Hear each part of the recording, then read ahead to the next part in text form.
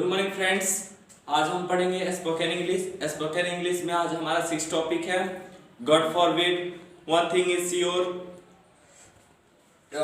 रिमोर has it that, for the time being, with great difficulty, often. ये जो 6 phrases है इसको हम लोग अक्सर यूज करते हैं, ठीक है। और ये जो हम यूज करते हैं तो इसका मीनिंग को भी हम जानते हैं, लेकिन हम इसको हमेशा प्रयोग करते हैं अपने हिंदी वाक्यों में, लेकिन हम इसके इंग्लिश को नहीं जानते हैं। और या इंग्लिश को जानते होंगे तो हिंदी को नहीं जानते हैं, तो इसलिए हम सबसे पहले इसके हिंदी को बताएंगे कि इसका अर्थ क्या होता है, ठीक है। तो सबसे पहले हमारा है गॉड फॉरबिड, ठीक है। गॉड फॉरबिड का मतलब होता है भगवान ना करे। जैसे कि हम लोग वाक्य बोलते हैं, भगवान ना करे कि उसे पता चल जाए, भगवान ना करे कि उसे जॉब से निकाल दिया जाए, यानी कि हम लोग जो हम लोग ना चाहते हैं उसको उनके साथ बोलते हैं। हम लोग को शंका रहता है कि हो जाए, इसलिए हम लोग भगवान से दुआ करते हैं या मनाते हैं कि ना हो, ठीक है। वन थिंग इज श्योर, एक बात तो पक्का है। जैसे कि हम लोग कहते हैं एक बात तो मतलब कोई एकदम निश्चित कर लेते हैं कि आज के बाद से वो काम नहीं करेंगे, तो उसके लिए हम लोग वन थिंग इज श्योर का फ्रेज यूज करते हैं। एक बात तो पक्का है, वन थिंग इज श्योर, ठीक है। थर्ड हमारा है रिमोर हैज इट दैट, सुनने में आया है कि, जैसे हम लोग कहते हैं सुनने में आ रहा है कि तुम अपनी पत्नी के गुलाम हो, सुनने में आ रहा है कि तुम चोर हो, सुनने में आ रहा है कि तुम पढ़ने में तेज हो रहे हो। ये सब हम लोग सुनने के लिए हम लोग फ्रेज का यूज करते हैं रिमोर हैज इट दैट, ठीक है। सुनने में आया है कि, ठीक। फोर्थ है हमारा for the time being, for the time being. For the time being का क्या होता है? फिलहाल। जैसे कि हम लोग कहते हैं फॉर द टाइम बेइंग, ठीक है, फिलहाल, सॉरी, फिलहाल मैं पढ़ा रहा हूँ, ठीक है। तो हम बोल सकते हैं आई am teaching for the time being, ठीक है, चाहे for the time being I am teaching, ठीक है। फिफ्थ हमारा विद ग्रेट डिफिकल्टी, बहुत कठिनाई से या बहुत मेहनत से। हम लोग कहते हैं बहुत मेहनत से उसको मनाया, बहुत मेहनत से हम वहां से आए, बहुत मेहनत से उसको सांत्वना दिए, बहुत मेहनत या कठिनाई।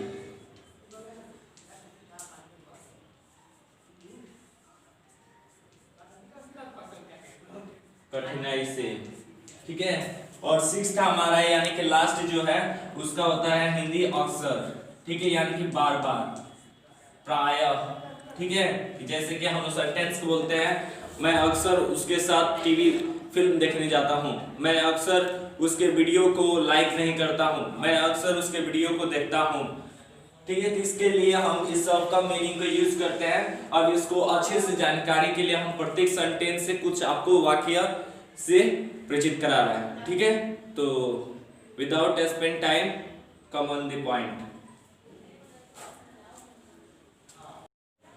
तो देखिए हमारा पहला फ्रेज है गॉड फॉरबिड, भगवान ना करे, ठीक है। दो वाक्य को लिए, भगवान ना करे कि कुछ गलत हो जाए, दूसरा वाक्य भगवान ना करे कि उसे पता चल जाए। इन दोनों वाक्य को अब हम इंग्लिश में देखेंगे, ठीक है। तो यहाँ पे आपको अंडरलाइन की हुई, इसके नीचे हम इस दोनों का इंग्लिश लिखते हैं, ठीक है, ताकि आप अच्छे से समझें। तो पहला हमारा भगवान ना करे कि कुछ गलत हो जाए, तो भगवान ना करे कि इंग्लिश क्या होता है?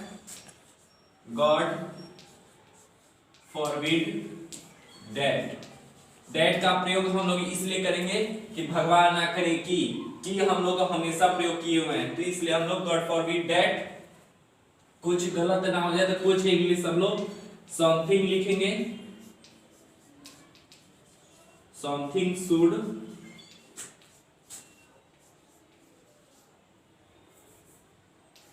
हैपन रॉन्ग, ठीक है।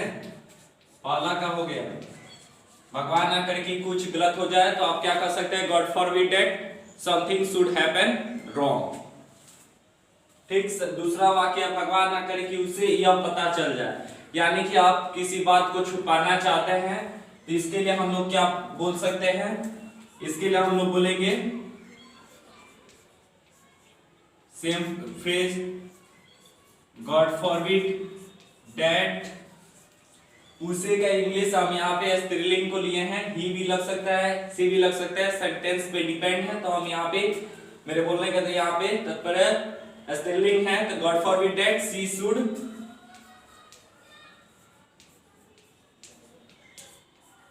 Gate to know about it. ठीक है, देखिए भगवान ना करे कि, भगवान ना करे कि गॉड फॉरबिड दैट, उसे का इंग्लिश सी, पता चल जाएगा। हम लोग यहाँ शुड गेट लिखे हैं, शुड लिखे हैं, ठीक है, पता चलने का टू नो अबाउट इट, यह पता चल जाए, नो अबाउट इट। ठीक है, देखिए दूसरा फ्रेज हमारा वन थिंग इज श्योर। इसका हिंदी होता है एक बात तो पक्का है, यानी कि आप किसी बात को निश्चित रूप से कह रहे हैं, मतलब कि एकदम बल लगाकर कर फोर्सली कह रहे हैं कि एक बात तो पक्का है। ठीक है, तो उसके लिए हम लोग वन थिंग इज श्योर का फ्रेज यूज करते हैं। ठीक है, तो हम जो सेंटेंस वाक्य लिए हैं वो वाक्य हमारा एक बात तो पक्की है, वह यहीं आस पड़ोस में रहती है। ऐसे सवाल को, ऐसे वाक्यों को आप बोलते होंगे जरूर और फिल्मों में भी सुने हैं। ठीक है, तो इसका क्या होगा, तो इसका हम जब बनाएंगे फ्रेज में बोलेंगे स्पोकन में, तो लिखेंगे one thing is sure, one thing is sure. ठीक, वन थिंग इज श्योर जो हमारा फ्रेज है वो सबको, उसको सबसे पहले हम लिखेंगे वन थिंग इज श्योर। ठीक है, वह यहीं आस पड़ोस में रहती है, तो इसका हम बना देंगे। तो प्रेजेंट, सिंपल प्रेजेंट टेंस में है, तो हम लिख देंगे शी लिव्स नियर हियर।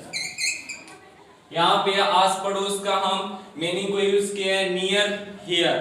ठीक है, स्पोकन इंग्लिश में कुछ ऐसे मीनिंग होते हैं जो हम लोग हमेशा दैनिक प्रयोग करते हैं, मीनिंग जो याद करते हैं उसको छोड़कर हम लोग कुछ करंट मीनिंग को पकड़ते हैं बोलने के लिए। ठीक है, तो यहाँ पे आस पड़ोस का हम लोग मीनिंग लिए हैं नियर हियर।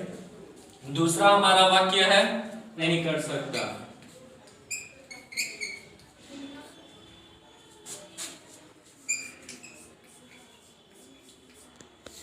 ठीक है, देखिए एक बात तो पक्की है, हमें कोई अलग नहीं कर सकता। ये वाक्य को भी आप बोलते हैं, तो इसको बोलने के लिए हम फिर फ्रेज यूज वही कॉमन यूज करेंगे, वन थिंग इज श्योर। देखिए चौक से लिख रहे हैं तो इसलिए थोड़ा आवाज कर रहे हैं। ठीक है, वन थिंग इज श्योर, हमें कोई अलग नहीं कर सकता, तो कोई नहीं, तो इसके लिए हम नो वन कैन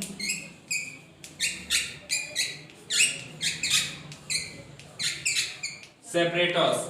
ठीक है, इस मीनिंग को हम बनाएंगे one thing is sure, no one can separate us. ठीक है, एक वाक्य है जिसको हम आपसे पूछना चाहते हैं, जैसे कि वाक्य है एक बात तो पक्का है, मेरा चैनल पढ़ने के लिए बेस है। ठीक है, अब हमारा चैनल कैसा है, अच्छा है, बुरा है, कैसा है, आपको इसको कमेंट बॉक्स में लिखना है। ठीक है, तो इसमें जो फ्रेज के यूज करना है, तो फ्रेज हमारा सेम है, वन थिंग इज श्योर। ठीक है, वन थिंग इज श्योर, और मेरा चैनल, तो माय चैनल इज पढ़ने के लिए, तो आपको बताना होगा, एग्जैक्टली लगाना होगा, तो जो लगाकर आपको बनाना होगा उसको कमेंट बॉक्स में आपको जवाब देना है। देखिए थर्ड फ्रेज हमारा rumour has it that. Rumour has it that, इसका मतलब है सुनने में आया है कि, सुनने में आया है कि। हम लोग ऐसे अक्सर ऐसे वाक्यों को बोलते हैं, सुनने में आया है कि तुम जोरों के गुलाम हो, सुनने में आया है कि तुम पढ़ने के लिए तैयार हो, सुनने में आया है कि तुम पटना जा रहे हो, सुनने में आ रहा है कि तुम शादी करने वाले हो। ऐसे सुनने में, सुनने का हम क्या यूज करते हैं, रिमोर हैज इट डैड। ठीक है, इसको बेसिक जानकारी के लिए हम आपको दो एग्जाम्पल देते हैं वाक्य में। ठीक है, तो पहला वाक्य है हमारा जो अक्सर लोग बोलते हैं, देखिए जो अक्सर मतलब दैनिक प्रयोग ज्यादातर सुनने में आया है, हम उसी के यूज कर रहे हैं। आप अपने से दूसरा वाक्य बनाइए। ठीक है, तो हमारा पहला वाक्य है जोरू का गुलाम है, यहाँ पे जो हम लिखे हैं, यहाँ पे आप पत्नी के गुलाम कह सकते हैं, स्त्री वश कह सकते हैं, ठीक है। तो जोरू का गुलाम हम लिखे हुए हैं, ठीक है। तो सुनने में आया है कि अक्षय जोरू का गुलाम है, तो हम इस वाक्य को बना सकते हैं,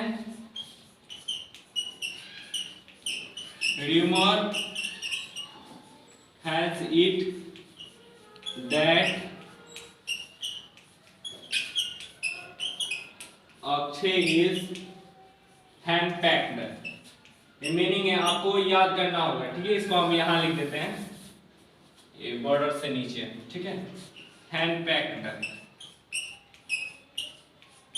ये बहुत इंपॉर्टेंट मीनिंग है, इस मीनिंग को ज्यादातर नहीं मिलता है, आपको बता दे रहे हैं हैंड पैक्ड, ठीक है। HEN हैंड पैक्ड मतलब होता है जोरू का गुलाम, ठीक है। अभी एक मॉडल में आ रहा है, हम लोग बोल रहे हैं, सुनने में आया है कि उसके पिताजी कोरोना के मरीज हैं, तो क्या बोल सकते हैं, rumour has it that his father is corona patient, ठीक है। तो ऐसे वाक्य को हम प्रयोग कर सकते हैं। एक और वाक्य को हम लेते हैं,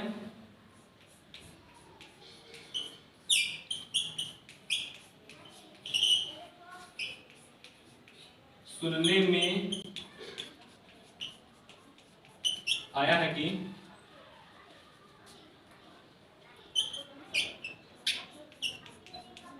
बुमराह शादी करने वाला है।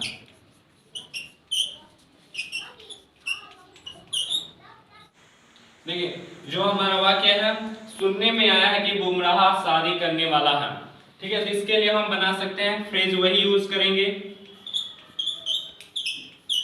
रूमर हैज इट दैट, नाम कभी भी हम कैपिटल लिखते हैं, आपको मालूम है,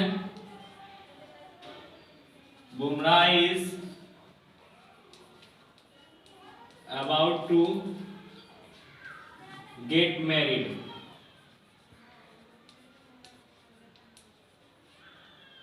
ठीक है। और आप देखे होंगे कि आपकी जो मम्मी होती हैं, तो लोग भी बोलती हैं कि मेरा बच्चा जो है लड़की से बात करने में शर्माता है, या रिश्तेदारों से बात करने में शर्माता है, तो आप अपने दोस्तों से, अगर वो दोस्त रहता तो आप बोलते हैं, सुनने में आया कि तुम लड़की से बात करते वक्त शर्माते हो, तो आप बोल सकते हैं, rumour has it that you feel shy while you talking to girl, ठीक है। तो ऐसे वाक्यों को आप रूमर हैज इट दैट लगाकर बोल सकते हैं, ठीक है। कोई रॉकेट नहीं है, आपको सिर्फ फ्रेज मीनिंग मालूम होना चाहिए और आप कठिनों से कठिन वाक्यों को बोल सकते हैं, ठीक है। तो अब नेक्स्ट हमारा फोर्थ है, ठीक है। फोर्थ फ्रेज हमारा विद ग्रेट डिफिकल्टी, ठीक है। आप बोलते हैं, बड़ी मुश्किल से मैंने तुमसे मिलने आया, बड़ी मुश्किल से मैंने उसको मनाया, बड़ी मुश्किल से उसे विश्वास दिलाया, बड़ी मुश्किल से हम उसको बुलाकर लाए, बड़ी मुश्किल से आप शब्द का प्रयोग बहुत बार करते हैं, तो इसका इंग्लिश होता है, बड़ी मुश्किल से का होता है विद ग्रेट डिफिकल्टी, ठीक है। तो पहला हमारा वाक्य है, बड़ी मुश्किल से मैं तुमसे मिलने आया, ठीक है। तो इसको बनाने के लिए सबसे पहले हम मेन सेंटेंस को लेंगे, ठीक है। मैं तुमसे मिलने आया, यानी कि सिंपल पास्ट टेंस है, तो इसको सबसे पहले हम बनाएंगे, I came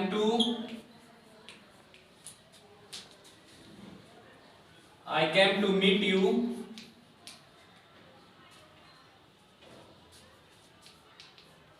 with great difficulty,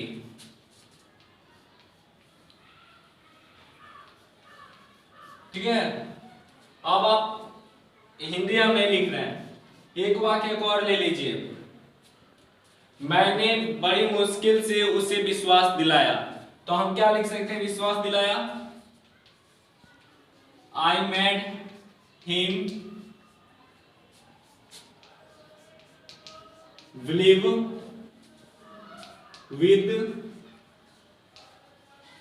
great difficulty, ठीक है। मैंने, इसका हिंदी में लिखा है, मैंने उसे बड़ी मुश्किल से विश्वास दिलाया, ठीक, तो ये वाक्य को भी बोलते हैं मैंने उसे बड़ी मुश्किल से मनाया। ठीक है, तो उसके लिए हम क्या प्रयोग कर सकते हैं, I convinced him with great difficulty. ठीक है, तो विद ग्रेट डिफिकल्टी लगाते जाएंगे और अपने वाक्य को बोलते जाएंगे। ठीक है, तो let us flow now for the time being on fifth phrase. देखिए फिफ्थ हमारा फ्रेज है फॉर द टाइम बीइंग। ठीक है, आप वाक्य में हमेशा मतलब फिलहाल का शब्द का प्रयोग करते हैं। फिलहाल मैं पढ़ा रहा हूँ, फिलहाल मैं खा रहा हूँ, फिलहाल के लिए पटना जा रहा हूँ। ठीक है, फिलहाल यूज करते हैं फॉर द टाइम बीइंग। ठीक है, तो हमारा सेंटेंस है फिलहाल मैं पढ़ा रहा हूँ। इसको सबसे पहले हम इसको मेन सेंटेंस को लेंगे मैं पढ़ा रहा हूँ, आई एम टीचिंग। देखिए I am teaching for the time being, for the time being. ठीक है, फिर हम दूसरे वाक्य को लेते हैं, फिलहाल वो पटना रह रहा है। ठीक है, तो फिलहाल वो पटना रह रहा है कि हम क्या बोल सकते हैं, वो फिलहाल पटना रह रहा है तो हम बोल सकते हैं he is living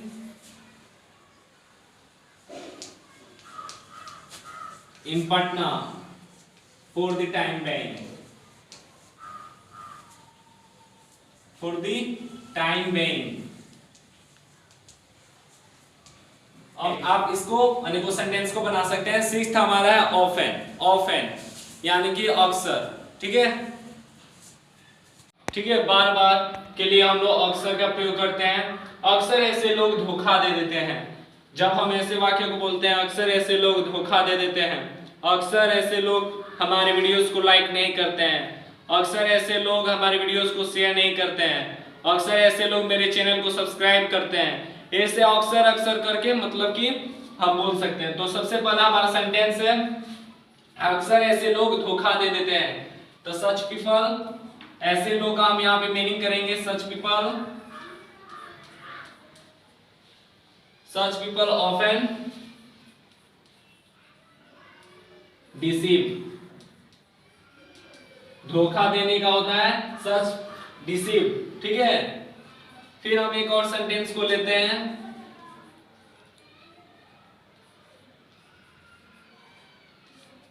अक्सर वो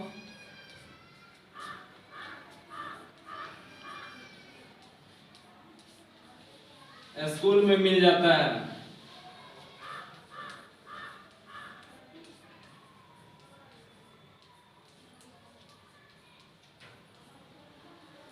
अक्सर वह स्कूल में मिल जाता है।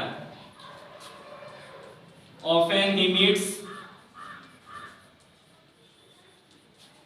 चाहे विजिट इन स्कूल। ठीक है, तो आप ऐसे वाक्य को ऑफन का प्रयोग करके और भी वाक्य बना सकते हैं। तो दोस्तों तब तक के लिए stay safe, stay at home. फिर मिलते हैं अगले वीडियोस में।